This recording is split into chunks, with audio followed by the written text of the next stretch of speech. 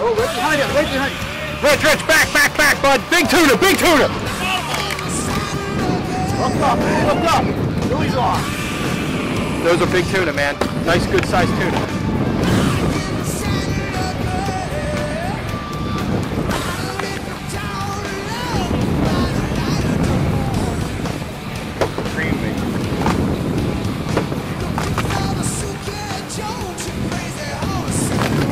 Right here.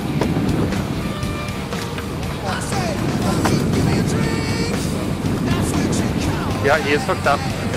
Yep.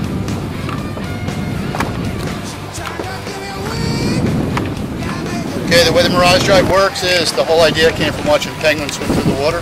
That little bit of action is what's going to give you your propulsion. And obviously a day like today, more propulsion is going to be better.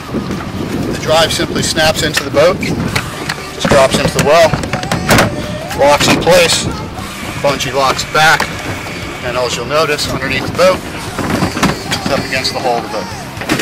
Nice, flat, simple. Got him? Yeah. Double header kayak tuna, baby. Woo! Justin, why don't you go for a ride? Double header.